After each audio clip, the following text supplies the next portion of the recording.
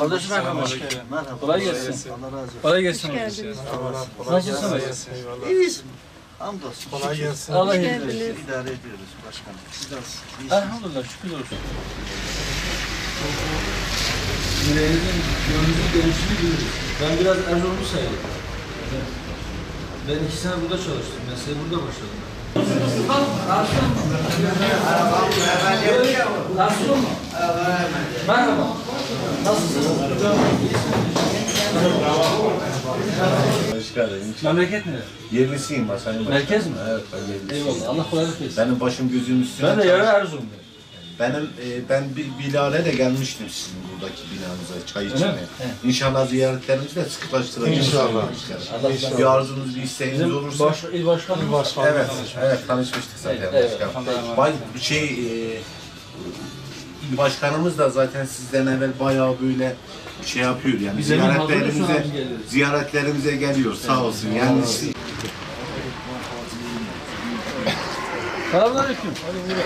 Emine nasılsın? Olsun inşallah. Çok pahalı. Evet. O yüzden bıraktım. Kaç yıldır bu işi yapıyorsun? 65. 65 yıl bu işi yapıyorsun. 65 yıl sonra bıraktın. Bıraktım. Ne yapalım başkanım? 65 yıllık arkadaşından ayrılmak zor olsa gerek.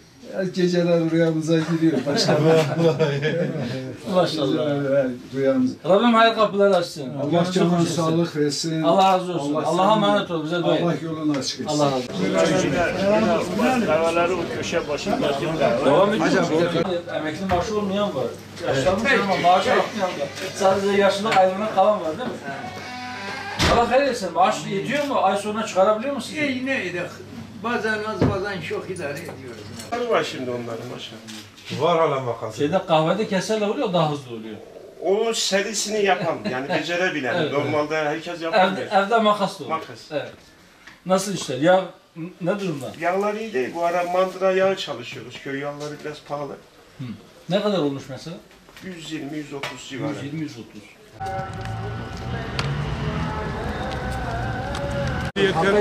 Ayrıyeten hükümetin yanında olduğumuz için de teşekkür ederim. Biz doğrunun yanındayız. Allah Biz razı doğruların olsun. yanındayız. Allah razı olsun. Yanlışlarını da düzeltmeye çalışıyoruz. Allah sizden de razı olsun. Dua edin. Allah'a emanet olun. Bu anlayışında ikinci olduğunuzdan ayrıca teşekkür ederim. Rabbim İslam'dan ayırmasın. Milleti kaynaştırmaya çalıştığınızdan dolayı da teşekkür ederim. Allah hepimizden razı olsun. Çok teşekkür ederim. Mesela bayramda falan böyle şeker, çikolata, kuru yemiş. Buraya da şey yaparım mesela hani Erzurum hatırası falan yazarım size.